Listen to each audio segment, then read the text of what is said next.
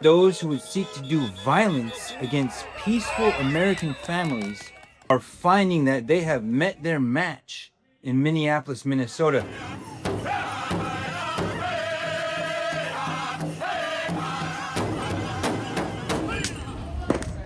The Powwow Grounds Coffee Shop in Minneapolis has always been a neighborhood hub for the city's urban native population.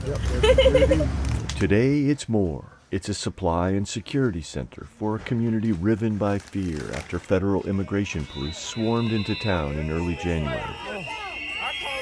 A place where you can come and be safe, get a warm meal, supplies if you need it, kind of just a donation center and a warming center, and just like a somewhere peaceful where someone can stay and feel safe. There's donated food and gear for citizens, protesters, and neighborhood security patrollers, keeping the population safe. So we have a lot of donations coming in. We keep all our sage, tobacco, sweetgrass, cedar in the corner here, so people can protect their spirits. Then we also have energy drinks, first aid stuff, eye goggles if you get sprayed by pepper spray. All the people that are donated to this whole thing is like, wow. You know, it's just an amazing group of people, community and outside community that are all just making this happen for everyone. The coffee shop and neighborhood art gallery sit on historic ground. A half a century ago, the American Indian movement opened its first office across the street. It was formed in 1968. Here we are, 2026, still fighting the good fight, man. It just strikes me as odd. It's like this is always the center of chaos, but it always pops off in Minneapolis, St. Paul. Crazy. But it's clear this community knows how to take care of itself. And some say maybe take care of even more. Those who would seek to do violence against peaceful American families are finding that they have met their match in Minneapolis, Minnesota.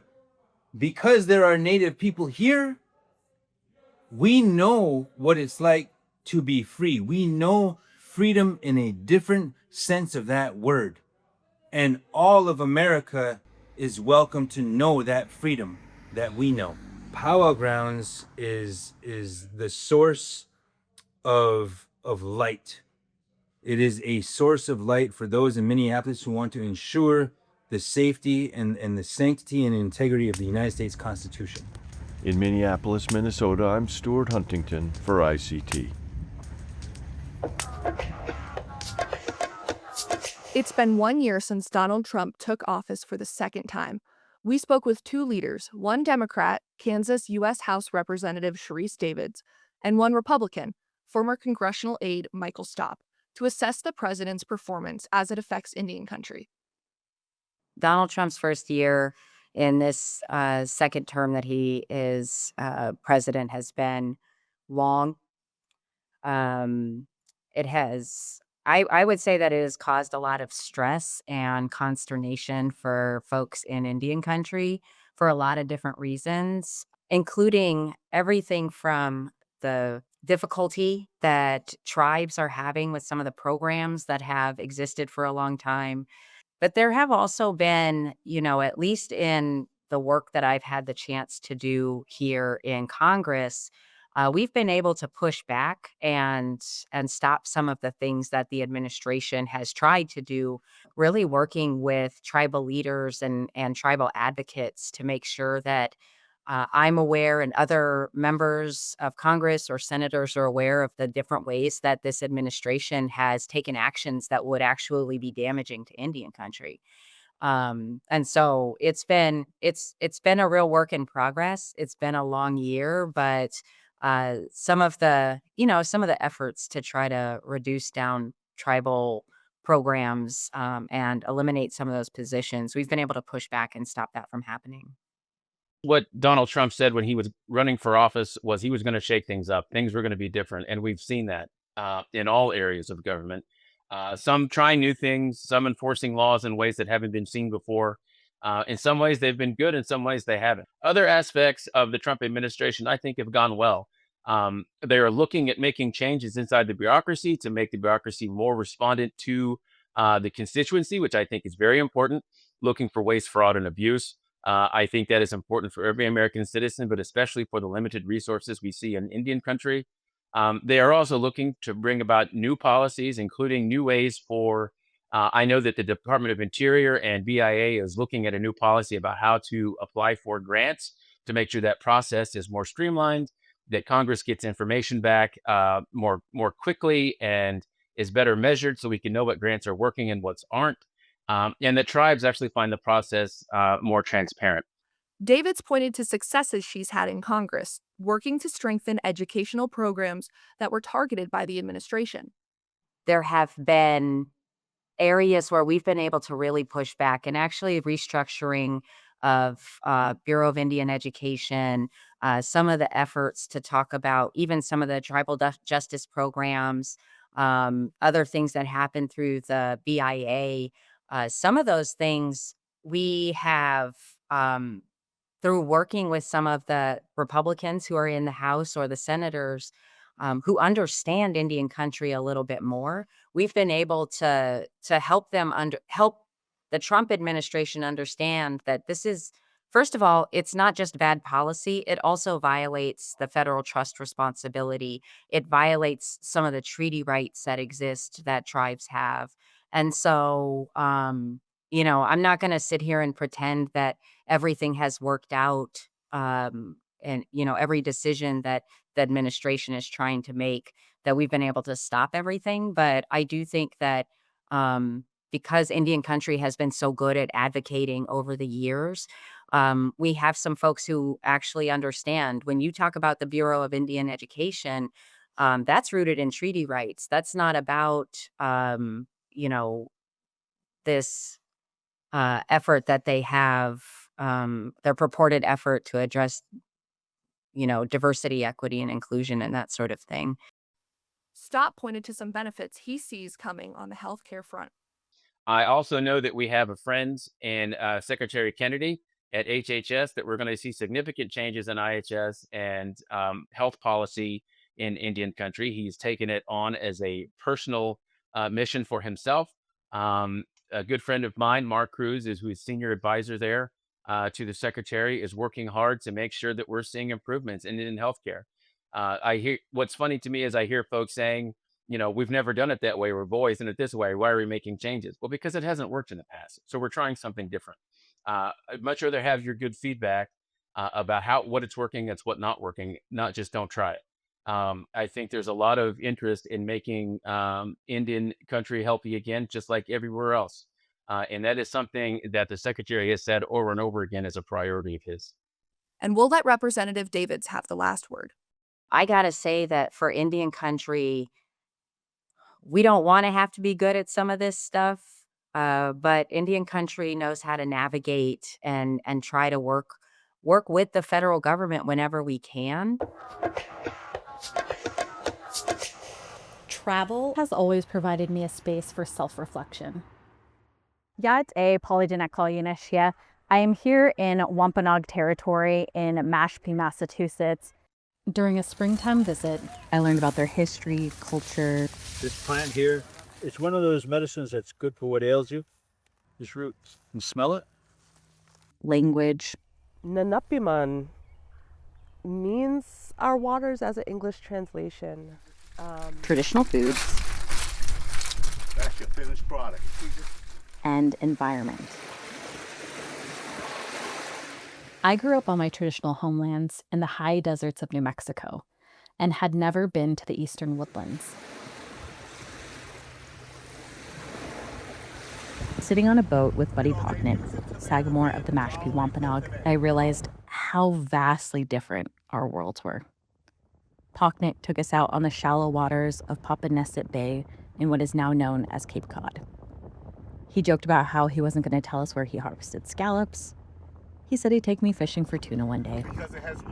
Meanwhile, all I thought about was, as a person who is from the desert and who grew up in the desert, it's incredible to me to see Buddy Pocknet go out and collect clams and collect oysters, and being able to be there with him and hear his stories and learn from him about the history of this area and the fight that they had for their Aboriginal rights and how they've been able to maintain that and their connection to not just land but to waterways. And it has been such an incredible and moving experience for me. While our nations are different, our connection to water is a bridge. Both of our nations rely on healthy, clean water for a future that includes our traditional foods and culture. I reflected on my own Navajo traditions, how we used frost, snow, and rain, water in its many forms, to mark the beginning of new seasons. Waterways also mark the seasons for the Mashpee Wampanoag. For example, the return of the herring from the Atlantic Ocean inland marks the beginning of Wampanoag New Year. ICT producer Stuart Huntington and I were there for the New Year's celebration.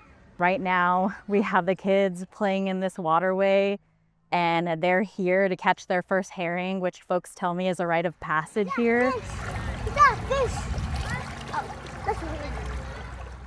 The atmosphere was festive, but it was clear that people were concerned. Just a decade ago, the river was filled with so many herring you couldn't see anything else. This year looked much different. Only one child caught a single herring traveling in solitude on Wampanoag New Year. And yet, my visit left me optimistic about our collective future.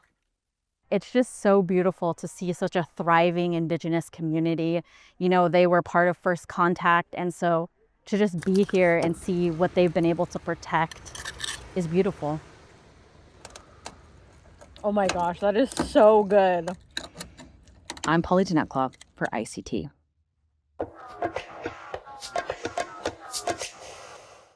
Anthony Sneed is a filmmaker from the Eastern Band of Cherokee in North Carolina. He's made documentary films, comedies, and shorts that reflect the joys and tribulations of growing up. His work was featured at the Association of Tribal Archives, Libraries, and Museums conference. The entire time I was editing Mothertown, the documentary featuring Joyce Dugan, I kept thinking to myself, it was kind of a dream, actually. It's like, wow, I wish they would honor Joyce Dugan. Like, I kept thinking that because when you're editing, you're spending so much time with these people. They're not spending that time with you. A lot of editors have this weird thing where they run into the actors and the actors are like, who are you? But I wanted them to honor Joyce Dugan. And lo and behold, I got invited to screen Mothertown and be a part of that and honoring her. I mean, it was very emotional for everyone, including myself. And I that's why I do this, right? Like, I'm not focused on this thing, 10 years down the line or whatever. Whatever happens is going to happen. We always strive to keep tribal council and chief's office separate, but there's times when we have to come together, and that was one of the times. I recall standing at that podium and my knees start shaking, thinking they're going to fight me on this one. And we've had this first opportunity ever to purchase our land back. We all knew that it was important because it had the mound on it. It's like any government, you never know when the camera comes on what's going to happen. The Great Cherokee Grandmother takes a spin on a common scenario. It features Oscar-winning Cherokee actor Wes Studi. John, a 38-year-old Cherokee Native American, is on a first date with Carol, a 34-year-old of European descent. Carol knows very little about Native Americans, and she's about to stumble upon a topic that frustrates nearly all natives: claims of supposed Native ancestry. And this claim, the Cherokee grandmother, might be the most famous one. I think it's because we were, our tribe was one of the biggest, and we were on the East Coast, so we dealt with settlers and that sort of thing for hundreds of years before some Western tribes did. Not to say they never did, but the way that we were interacting with non-natives for so long, it makes sense as to why the mixing of non-native people and native people happened, in particular with Cherokee. It's happened with a lot of tribes, but in particular Cherokee, I think there's a reason as to why the Cherokee grandmother phenomenon is something that happens with our tribe. The first stickball game ever was played by animals. They gave us the game. It's like football, lacrosse, wrestling, rugby, all wrapped into one. You work to move that ball in the direction of your goal. The first team to 12 wins. This is not a child's game. This is a man's game. I shot a stickball documentary where I followed a team, the Hummingbirds, for the length of a season. And I got a bright idea because it's like one of the most violent games. Now, if you don't know Eastern Band of Cherokee style of stickball, I'm told it's the original way that we played. It's known as the little brother to war. It was not only to settle disputes, but it was also to train men for battle, which is fascinating because you realize that I can't speak for other tribes. I'm just going to speak on what I know. Like when men would come back from battle, they would not be allowed back into the community. They would have to undergo a medicinal cleansing process with a medicine man outside of the tribe and camp out for a period of days or weeks. I don't know how long, but it's interesting how they were dealing with PTSD. They didn't want to bring that home to their families and their communities, so they were doing that ceremonial process when dealing with battle and coming back. So it's really fascinating, the understanding of things that we kind of take for granted now. We think all modern medicine and technology gives us all these answers, yet we had these answers for a long time. I think in film in particular, you have 3 different points where you tell the story. It's in the writing, directing, and then the editing. I feel it does you a disservice as a storyteller to, just direct something and then hand it off to an editor. Not every director has to write their own material, especially if you can find something you're really connected with and you have a writer you trust. Same thing with editing. For me, I wear a lot of hats. I wear a producer hat sometimes, but that's only out of necessity. I kind of hate producing in the sense of being organized and like being on top of things. I am pretty bad at that. So I have to play to my strengths. Like I'm really, really good at getting locations. Like I can get locations really, that's something I'm really good at. Not so good at like balancing a budget or like keeping track of finances. I'm pretty terrible at that. But I work with people that are good at that. So that's where, we trade off. I would give a young person who wants to get into the business, I would say just make work. I feel that a lot of people sometimes think, if I go to the right film school, the career path that I want is just the next step. I mean, I was really fortunate because I've been working for about 10 years and like doing really small projects. I worked on bigger projects with my mentor, but I also did a ton of like comedy sketches and like editing and shooting. And so I really honed my craft.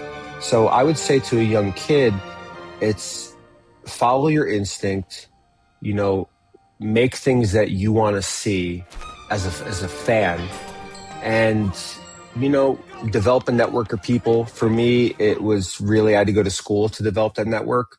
I didn't have it because I kind of started film late. I started when I was like 31, 32 years old, and just keep going. And you got to remember that everybody's path is different and everybody learns at different rates. So once you stop comparing yourself to others and you stop worrying about where they're at and their successes, you'll realize that everything is a success. For ICT, I'm Shirley Snavy. Superheroes exist, but you'll never see them or hear them. They come when you call, and when you send your voice into the stars, across planets, through darkness, where dreams fly to other galaxies and connect us all. Superheroes exist. If you call them, they'll come. While most people wouldn't typically associate poetry with science, Oglala Lakota poet Anpo Jensen is working to prove that the two mediums can work together through her self-published debut novel, Hero Dreams Shine. Mitakyapi chante washte na pechi zape ampot khoima chapi na kyuksa tiashpai mataha. I started writing poetry when I was in college. I was sitting in the back of engineering classes, and while I was in these classes, I noticed there was a large absence of Indigenous voices, but most importantly, there was an absence of Indigenous solutions mentioned in climate change, adaptation plans, environmental engineering. Jensen obtained both her bachelor's and master's degrees from Stanford University. As an outlet, I started to write, and that really became, I guess, an outlet for my voice, but also that's where the passion started in storytelling with engineering. And so you'll hear things about like Newton's third law, fluid mechanics, and a lot of engineering themes that I tried to incorporate along with my identity. I became really passionate about becoming really solution oriented. And so this is what Hero Dreams Shine is about. It's about having heroes, following your dreams, and then stepping into your own power. My heroes are my grandparents, my unchi and my gaka. I have two gaka actually that are in the book. So one wrote the poem, and then my other gaka concluded the poetry book with a quote. There's a few poems with Lakota in it that isn't translated. And I chose to do that because it's about just speaking it. I was also inspired by my grandfather because, you know, he would go to events and he would only speak Lakota. And I think that in itself is a testament to, you know, just being yourself and being proud of who you are and not having to explain yourself. Jensen is a world traveler, raising awareness and advocating for Indigenous rights around the globe.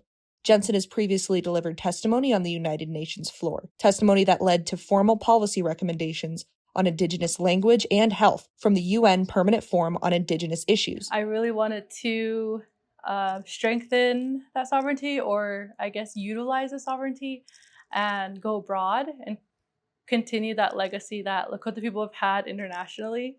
Through her travels, Jensen has read her poetry for audiences in Italy, Japan, and Germany. Most recently, she's taken Hero Dreams Shine to Switzerland and France. Be able to carry these books across the world meant that our voices were also traveling across the world, but most importantly, it was a tool to showcase other young people's voices as well. Through connecting with other youth, Hero Dreams Shine has been read in Swahili, Persian, French, and Maori.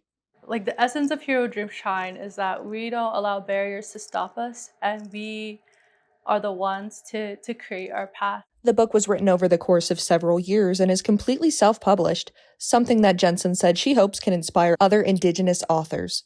I didn't know any publishers. I didn't know how to go about it, but I was like, all right, well, I'm just gonna have to recreate it and see if there's a printing company in town, and don't have to wait for someone to choose you.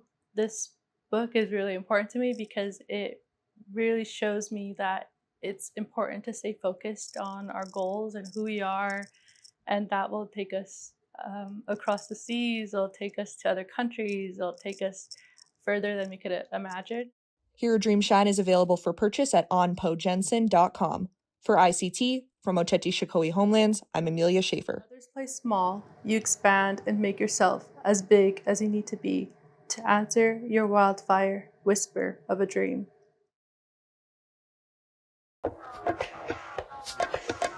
It was a packed house at the South Dakota Book Festival. Billy Mills was back in his home state with a new book for children, co-written by Donna Janelle Bowman and illustrated by S.D. Nelson, a citizen of the Standing Rock Sioux tribe. I asked him what the highlight of his trip was. You know, I think the highlight is just the opportunity as a Lakota to come back. And I met some young people yesterday and today that truly are taking our ancestors' comments of it'll take 7 generations to heal. And I met 7th generation Lakota youth who will take our culture, our traditions, our spirituality, along with their dream, into the horizon of America to help correct the flaws and improve our democratic experiment. The Olympic athlete is hopeful. It's difficult to say what I'm going to, but it needs to be said. Our third graders are far behind the average American in reading. And at the high school level, I have many schools telling me our high school students are way behind in reading. And yet, locked up within them is a resilience and a brilliance that needs to be heard. So just being able to play a little part with S.D. Nelson, Donna Janelle Bowman, with Wings of an Eagle, Gold Medal Dream of Billy Mills. I feel like as an elder, 87 years of age, that I can still make a difference. And I believe in our youth. It's not in ignorance. It's challenges they faced early in life. And we start correcting that. We've already seen our youth where they've corrected the reading concept and they caught up. And the brilliance and the resilience they bring to America. From Lakota Oyate Homelands, I'm Shirley Snavy for ICT.